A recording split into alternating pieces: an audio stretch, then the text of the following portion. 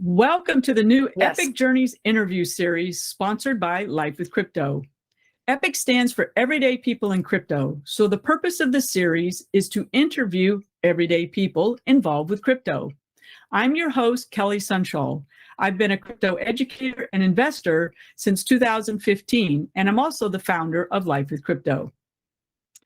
Today's interview is focused on women in crypto, and my guest is Sarah Lynn. So, Sarah, would you like to please introduce yourself and tell me a bit about you? Thanks, Kelly. I'm so glad that you have me on. Thank you so much. Yes, my name's Sarah. I'm a mom of two. I have two little girls. I live in the Midwest in the United States.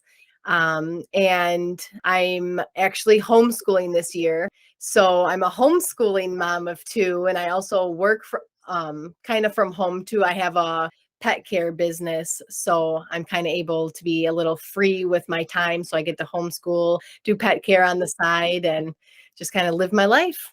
Nice. Oh, that's so cool. And we'll talk more about your pet care business maybe later on in the interview here. But I want to let our audience know where you and I met.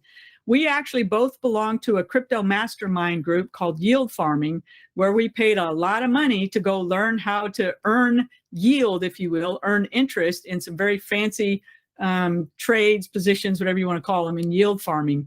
And I actually, as part of that group, host a weekly call called Women in DeFi. And Sarah is one of the women who regularly attends those weekly meetings. And we've just gotten to know each other. And I think it's really cool that we continue to be friends. Yeah. So let's see. I had some questions here for you that we talked about. I know that you live in Wisconsin, which is where one of my closest friends lives, which is really cool. And your work basically right now is doing pet sitting and dog walking, correct? Yes, correct. Yep. Yep. We do a Nice. lot of pet care for all over, the southeastern part of Wisconsin. So we're getting pretty popular around here.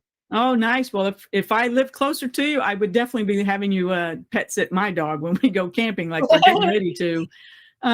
So I'd like to ask you, what first got you interested in crypto, and what do you continue to do with it? Yeah, so it's really funny because I was just online one day, just on my social media, scrolling, bored. I remember I was just chilling, bored, scrolling like I always do, and I seen someone I knew on Facebook posting about how they were investing in crypto and how it was going up and they were making money and this and that. And I said, that is really interesting. And I watched her for about a month, and she just kept posting updates about how her portfolio was growing. I was like, that's really interesting. So I messaged her for more information, and she kind of helped me get started. And that really took me down the rabbit hole. I had no idea. Yeah, what How else? long ago was that, Sarah? Right after the virus started. 2020. Yep, in 2020. Yeah. So did you do okay in the 2021 bull run? Yeah. Yeah. That was my first experience, and that was like a ride of a lifetime. It was a really good introduction to crypto. Yeah. Oh, very cool. Did any particular strategies pop out at you that you liked doing the most during that time, like buy and hold and then, try to sell the tops, or were you doing other crazy things? Yeah, I was literally doing all kinds of crazy things. Mm-hmm. Yeah, because I didn't have a strategy. I was brand new to crypto. I had no idea what I was doing. No one gave me any tips, literally no seed phrase tips, no thesis, no exit strategies, nothing. It was like I just jumped in, just kind of threw some money into Ethereum, was watching that grow. And then I just, I watched the meme coins go crazy and had a little fun with that stuff. And yeah, it was just really interesting how that all, how that all started for me. But And yeah, lots of even though you didn't have a strategy, you still were able to be successful in that bull run. yeah, I was. And it's kind of funny how you say successful. It's like, what is success in Yeah, crypto? well, I'm Like, not going what to do come you right out think and ask you success how much you made. is? No, I wouldn't say that. I wouldn't say that. But it's like success in crypto to me is obviously making money. So I made some, I lost some, and I learned a lot. So it's like if you can learn at all from your mistakes or other people's mistakes at least, then you're getting somewhere. Because like I said, a lot of people kindly just like blindly get started in crypto. They don't really know what they're doing, you know.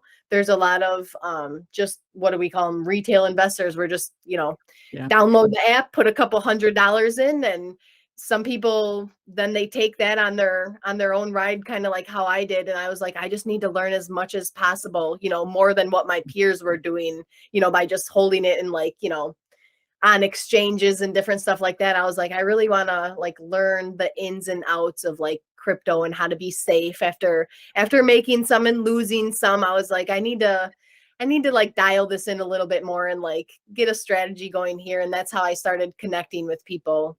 And that's what helped me become a little more successful, was connecting with more people who knew what they were doing. Well, that was actually going to be my next question. Do you think if you had actually had a plan and a strategy going into that bull run, do you think you would have had more success? Yeah, definitely. I would have Yeah. known what the heck I was doing. Like I would have had a better mindset. Yeah.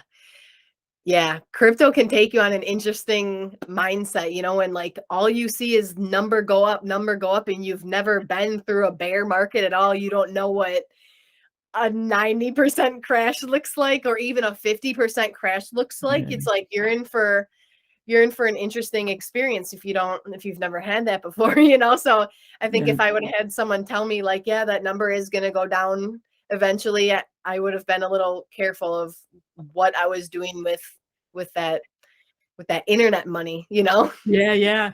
You It know, I felt like used a to, game, I, you I know. used to have Just a like that meetup. digital money. Oh, I'm sorry. I didn't mean to interrupt you. I was going to say I used to have a meetup in town that I used to do locally, and people would come in person, you know, long before Yep. COVID. And one of the women that I met there bought in not the 2021 bull run, but the one before that, which was Yeah. late 2017, 2018. And she was an older woman in her 60s, I believe. And she put her entire Oh, retirement money into crypto at its high point. yeah. And she shared the story that her kids and her family members, you know, begged her not to do that. And Yeah. I would have done the same. And I Yeah. teach that in my Let's Crypto Bootcamp. I teach people, don't put all your money into crypto. Right. Heaven for no.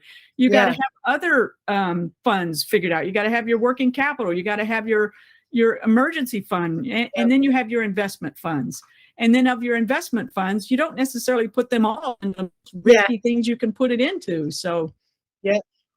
having a plan, I find, will help one be way more successful. And you know what? I didn't have a plan either back in 2018, Really? Yeah. 2017. I didn't know that yet. I mean, I was beginning to learn about it. I sort of had a sort of idea of a plan, but I didn't have it all worked out really until the 2021 bull run. So I made a little bit of money in 2018, not very much. And in Yeah. 2021, I was able to do six figures. So, Sweet. Yeah. yeah, and I think it's possible to do that in the next bull Yep. runs as well. So speaking of which, what are your investing plans for the near future, let's say in crypto? Because it always feels so uncertain when you're in a bear market, which is what we're in I right now. know.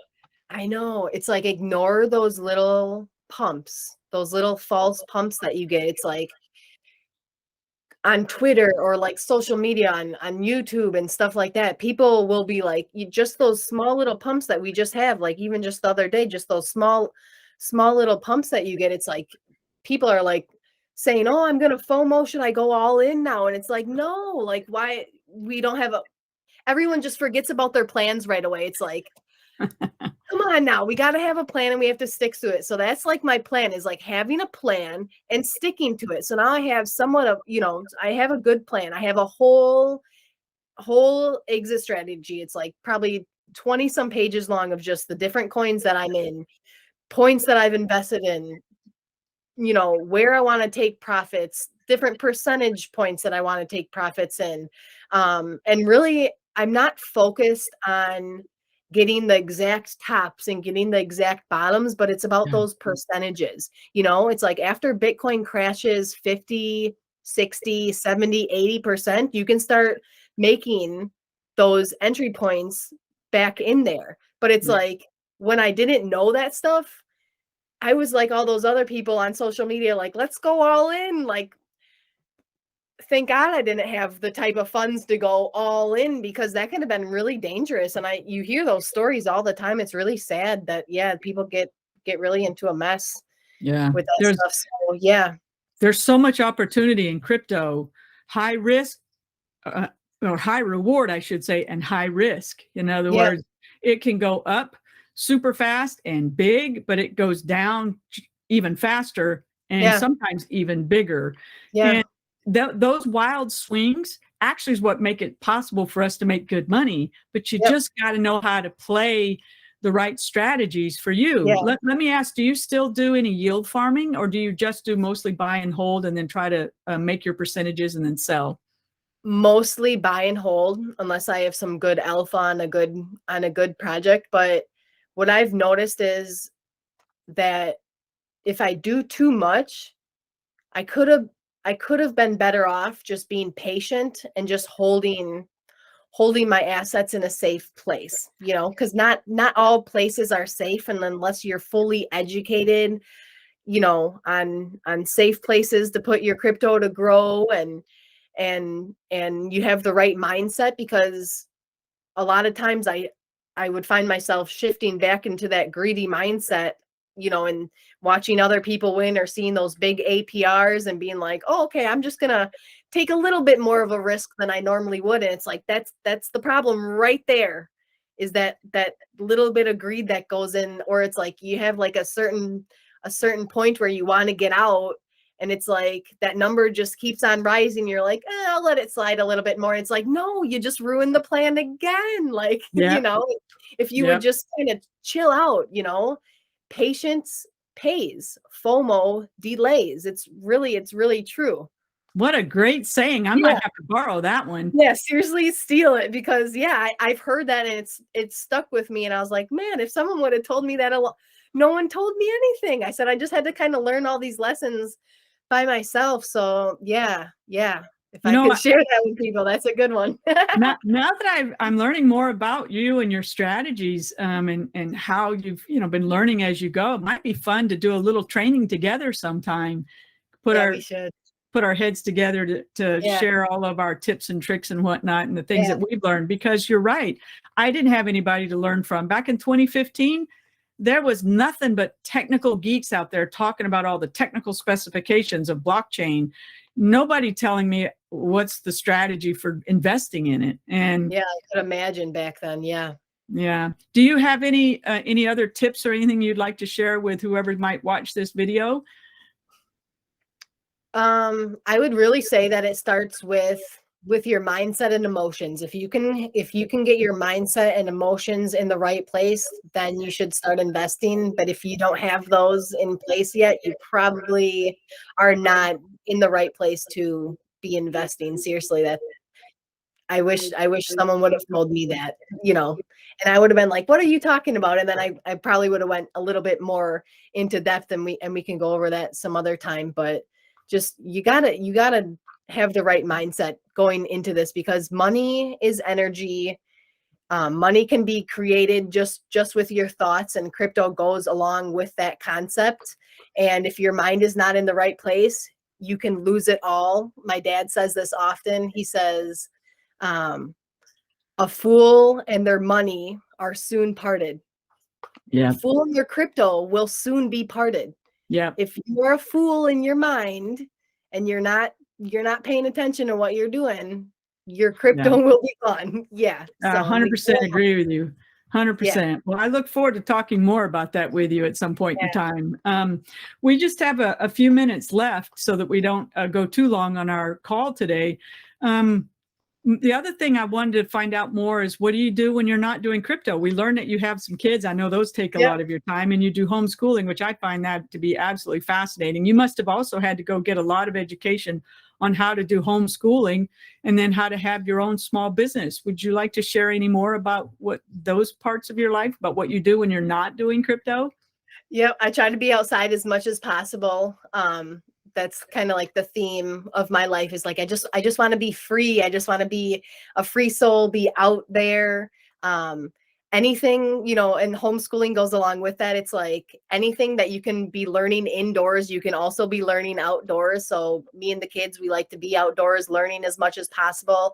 That's why I like doing the dog walking business, because I'm walking outside and that gets your creative juices flowing. And I'm really just working on, I really want to work on creating more solopreneur businesses. Yeah. Just to keep creating like a business portfolio of like solopreneur businesses that I'm creating, where I can like run by myself and kind of be free from being tied to anything. I can just do it on my own whenever I want. I can, you know, create and sell and educate and do whatever I want. So that's kind of what I'm focused on now is that. So that is awesome. So Yeah. solopreneurship, God, that would be Yep. something we could maybe have another interview and talk about Yeah. solopreneurship and how Yep. we can use our crypto to actually Yes. help fund some of those other ideas, which Yes. is kind of what I did. I'm using my crypto to fund my passion of teaching other people how to make money in crypto. Yes. Yes. Yes. I love that. Yeah. That's a good one, Kelly. Yeah. Very cool. Well, Yep. Sarah, that's probably all we have for today's interview. I am so happy that you got to be my very first call. This Me was too. wonderful. If there's been some issues with the sound, I've been getting some messages from Google Meet here that I may have some echo issues. We'll see. Hopefully it'll sound okay when I actually go to post it. I'm going to go ahead and disconnect right now, but stay on. We'll chat for just a little bit more. Yep. That sounds good. Thanks, Kelly, for having me. Thank you, Sarah.